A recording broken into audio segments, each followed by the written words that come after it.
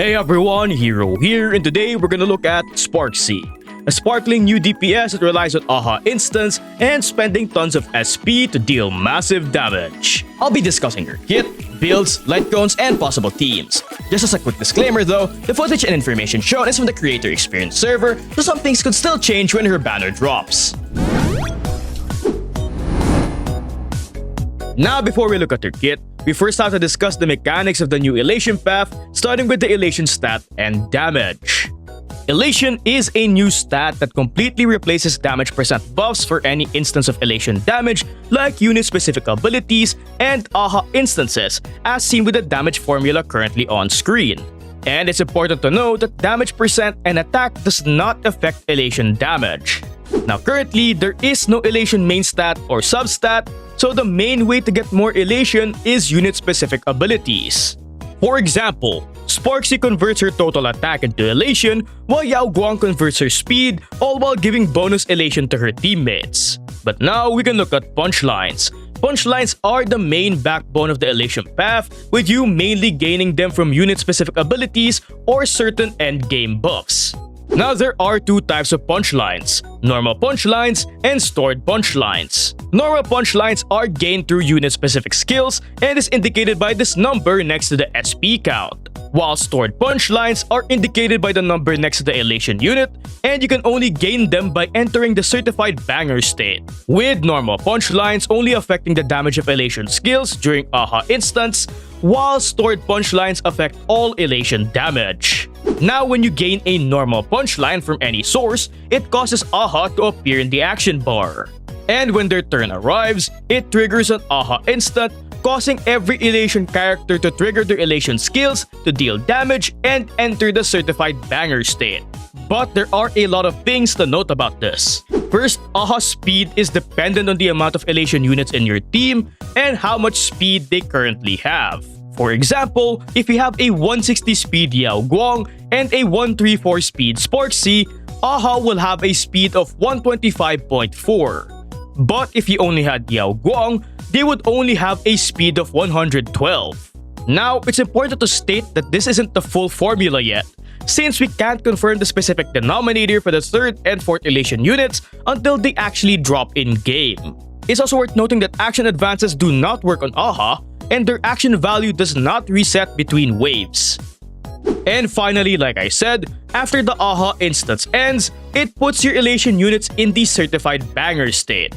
This state consumes all normal punchlines and stores them in a 1-to-1 ratio on each Elation unit, after which it unlocks the talent of any Elation unit, which for now is what allows them to deal Elation damage outside of Elation skills. For example, the state allows Sparxie's ult and enhanced basics to deal Elation damage. However, just note, this damage will use the stored punchlines for damage calculation. And the certified banger state only lasts for 2 turns, with it causing all stored punchlines to also disappear when the state expires. But here's a quick TLDR on the Elation path's mechanics. First, you build punchlines until AHA's turn, after which an AHA instant triggers Elation skills and puts your characters into the certified banger state, consuming punchlines to store them with your units, which finally unlocks your Elation unit's ability to deal or enable Elation damage until the certified banger state ends and the gameplay loop repeats itself. But with the Elation mechanics out of the way, we can finally look at her kit. Let's first start with Sparxie's regular basics, which just deals regular damage. Nothing really too special, I just wanted to showcase the animation. But anyway, for her skill, which has a very sus animation, but is the most important ability in her kit, and it does quite a few things. Upon using it, instead of ending her turn, Sparxie activates her live stream, which replaces her skill with an ability known as engagement farming and instantly uses it one time, while turning her basic into an enhanced basic, but more on that one later. Now, engagement farming is an ability similar to the Imbibitor Lunes, wherein you continually spend SP to use it up to 20 times to give Sparxie several benefits. First, each use of engagement farming will increase her enhanced basics damage multiplier to its primary target by 20% and by 10% for adjacent enemies. So if you manage to perform it 20 times, it results in a 400% damage increase to the primary target and 200% for adjacent ones. But aside from this, each use of engagement farming also has the chance to randomly trigger one of two effects. The first of which is Unreal Banger, which gives one punchline, while the second is Straight Fire, which gives 2 punchline and 2 skill points instead. Now for her enhanced basics, it's your fairly standard blast attack, and using it will end her live stream. Now despite this being one of her main ways of dealing damage, on its own it doesn't hit too hard and is reliant on her skill, talent, and the certified banger state to unlock and deal high elation damage. But moving on to her ult, which has a very funny and memeable animation. Aside from giving 2 punchline per use, it's your fairly standard high damage ult. Though it's worth noting that it uses her elation stat for determining its damage multiplier, and just like her enhanced basic, it's reliant on the certified banger state to be able to unlock and deal high elation damage. Now as for her elation skill, it deals 50% fire elation damage to all enemies, after which it deals 20 instances of damage, with each instance dealing 25% fire elation damage to one random enemy, meaning the less enemies there are, the higher single target damage it deals, which makes it pretty good for dealing high damage in both single target and AoE scenarios. Aside from this, each use of her elation skill also gives her 2 stacks of thrill, which she can consume instead of SP for her skill to make it easier to get all 20 of her engagement farming uses. But for her talent, which only gets activated if she's in the certified banger state after an AHA instant, it essentially just unlocks her ability to deal elation damage with her ult and enhanced basic. For her ult, it just deals an additional hit of 48% elation damage to all enemies, which of course is pretty neat. But for her enhanced basic, it enables it to deal an instance of elation blast damage. And for each time engagement farming has been used before this ability, it deals an instance of 20% fire elation damage to one random attack enemy. Now as for her A2 passive, for every 100 attacks Sparxie has above 2000, she gains 5% elation up to an 80% buff. Now this buff is her main way of gaining elation, and it needs a max of 3600 attack to get its full buff. While her A4 passive, it allows her ult to give more punchline and thrill depending on the number of elation units you have in the team. Now currently, if you have Yao Guang, Sparxie's ult can generate a max of 1 thrill and 6 punchlines due to this ability. However, it becomes more insane once we get the 3rd elation unit, since this ability alone not only increases her punchline generation, but also significantly reduces her SP consumption, which makes an ER rope for her even more viable to take even more advantage of this ability's full power. But for her A6 passive, it gives a team-wide 8% crit damage buff for each punchline currently owned for up to an 80% buff. And it's really easy to stack this talent since it only requires 10 punchline stacks. And finally for her technique, in the overworld, it inflicts block on all enemies within a certain radius, making them ignore you. But in battle, it has Sparxie deal a fire AoE while recovering 2 SP for the party. But for ability prio, level her elation skill first, then her talent, then her skill in basic, and finally her ult. She uses all of these abilities, so level them all up, especially since it also helps with the non-elation portion of her damage. With her kit out of the way, we can talk about her Eidolons. Her E1 gives Sparxie 5 more punchline after an AHA instant ends. And for every 1 punchline she owns, it increases every ally's all-type respan by 1.5% for up to a max buff of 15%, which does need a total of 10 punchlines to get the full buff.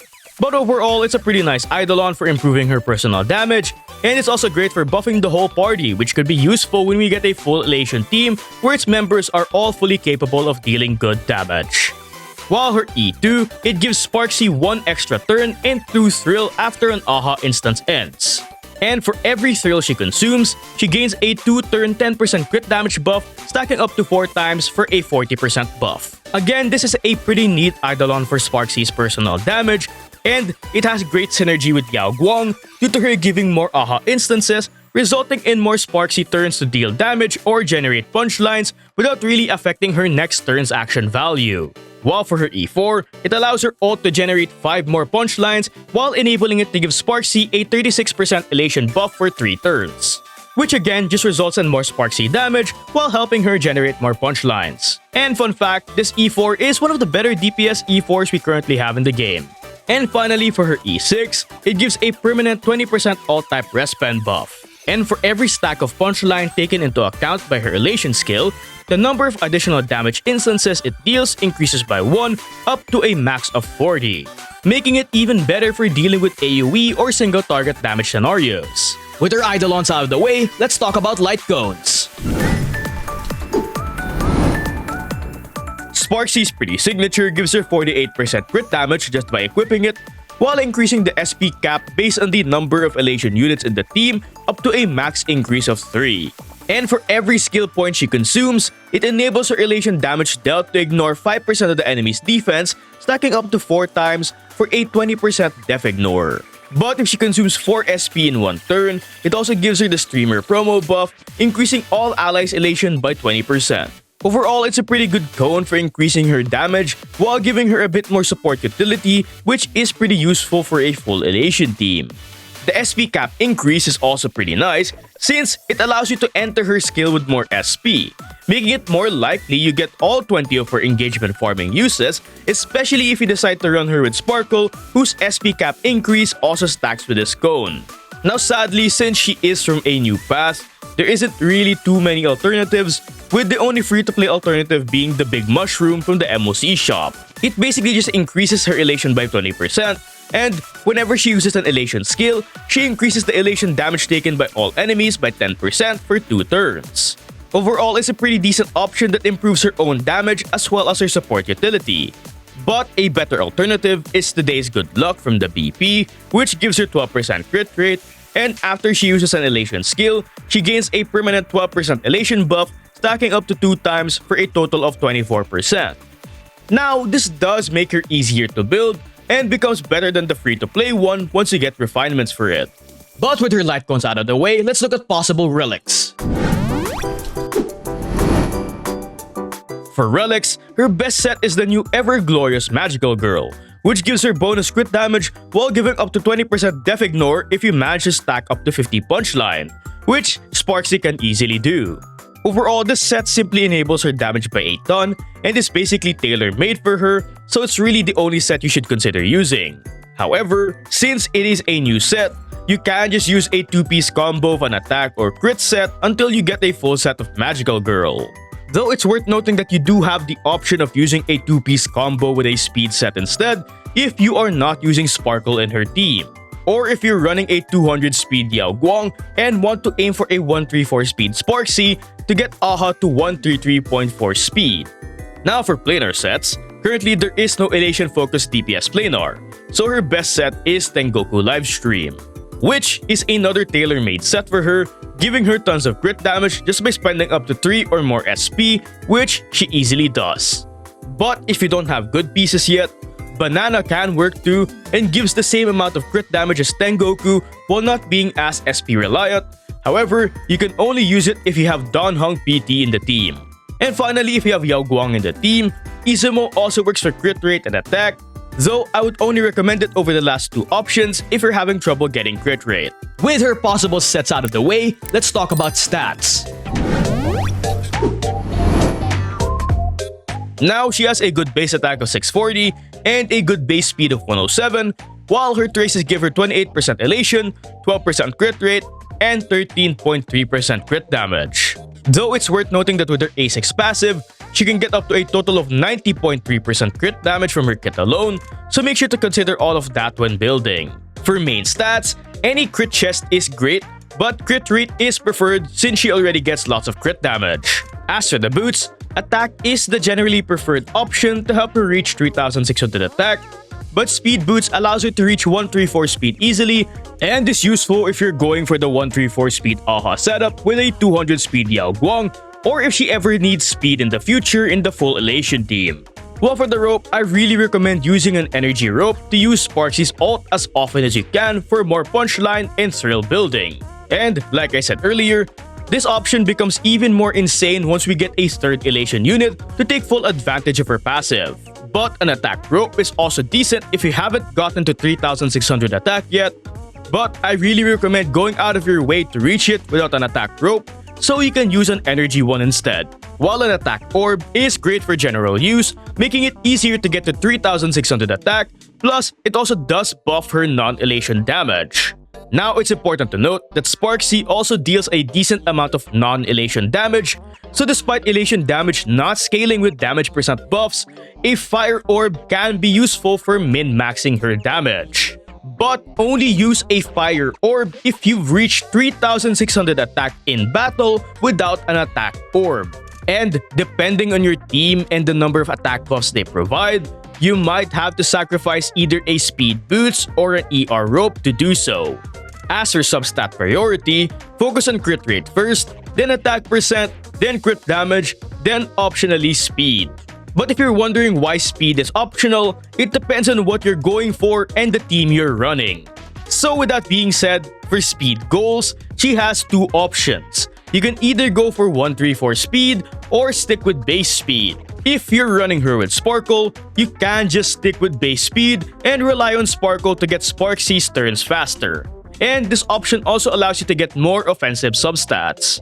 But like I said earlier, if you're running a 200 speed Yao Guang for a 134 speed Aha, Sparxie will need to be at 134 speed even with a comp with Sparkle. However, just note, you won't need to do this setup anymore once we get the third Elation unit. 134 speed is also useful if Sparkle ever happens to leave the team in the future, due to being replaced by another Elation unit, and Sparxie takes more of a sub-DPS role, focused on building punchlines and helping making Aha faster with her own speed. Then she can just rely on spamming ults to build thrill for her SP consumption, but again, that's all depending on the third Elation unit. But currently, and outside of the cases I just mentioned, I recommend you to just run her at base speed. Now as for attack, like I kept yapping about, she needs to get 3600 attack to get her full Elation buff.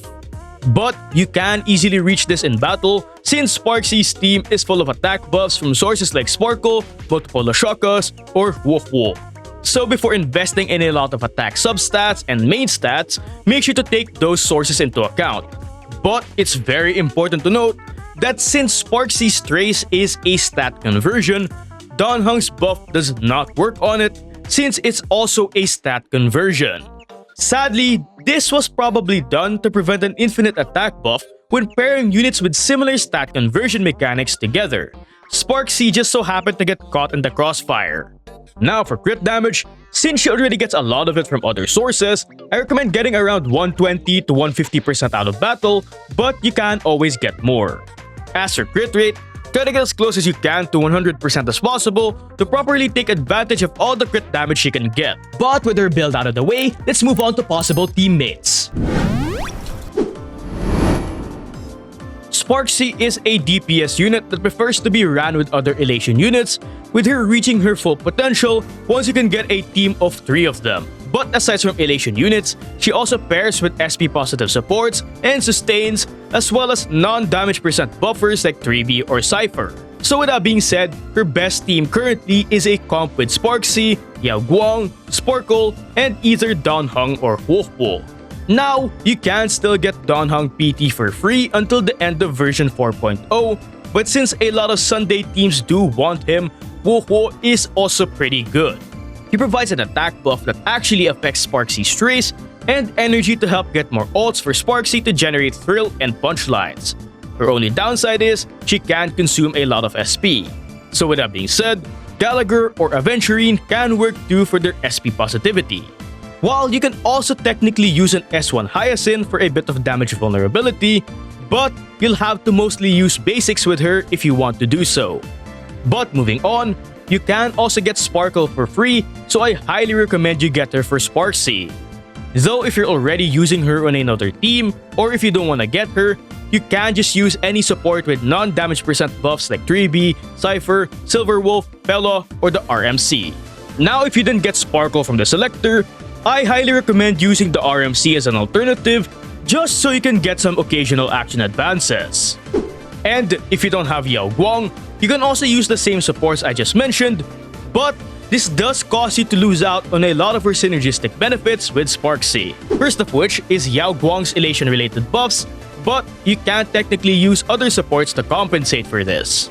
But the more detrimental issue of not having Yao Guang is the less AHA instants and slower AHA turns, which results in less Sparxie Elation skills, so less Sparxie damage and less thrill stacks, meaning Sparxie needs more SP. Though the silver lining is, even without Yao Guang, you can still keep decent uptime on Certified Banger, but you'll just have lower average stored punchline.